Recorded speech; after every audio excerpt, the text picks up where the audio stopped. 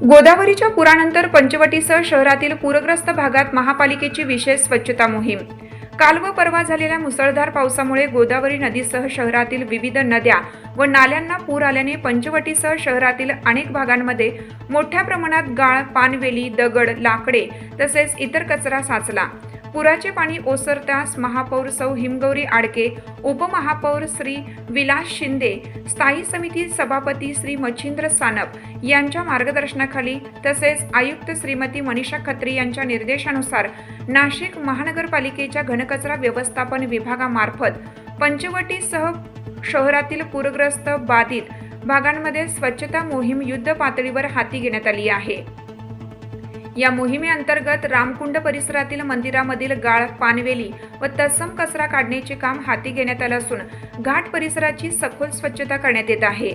तसेच वाघाडी नदीला आलेल्या पुरामुळे मसोबा पटांगण व गौरी पटांगण येथे वाहून आलेला गाळ, दगड आणि इतर कचरा 3 जेसीबींच्या साहाय्याने हटवण्याचे काम सुरू असून अग्निशामक विभागाच्या वाहनामार्फत संबंधित परिसर धुण्यात येत आहे।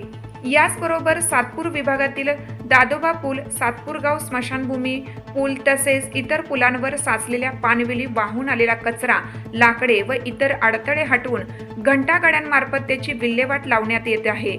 तसेच सोमेश्वर धबधबा परिसरातील संरक्षक रेलिंगमध्ये अडकलेल्या पानवेली व कचरा यंत्रसामुग्री व मनुष्यबळाच्या सहाय्याने काढून घंटागाड्यांमार्फत उचलण्यात आला। याशिवाय शहरातील पूरग्रस्त व पावसामुळे प्रभावित झालेल्या इतर भागांमध्येही कचरा उचलणे, गाळ हटवणे, रस्ते व सार्वजनिक ठिकाणांची स्वच्छता तसेच आवश्यकतेनुसार निर्जंतुकीकरणाची कामे प्राधान्याने करण्यात येत आहेत।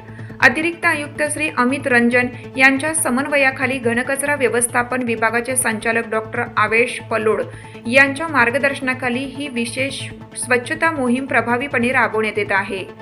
सदर मोहिमेदरम्यान आतापर्यंत 10 टन 865 किलो पानवेली व तत्सम कचरा संकलित करून खत प्रकल्पाकडे रवाना करण्यात आला आहे। शहरातील सर्व पूरग्रस्त व बाधित भागांची पूर्ण स्वच्छता पूर्ण होईपर्यंत ही विशेष मोहीम अखंडपणे सुरू राहणार आहे।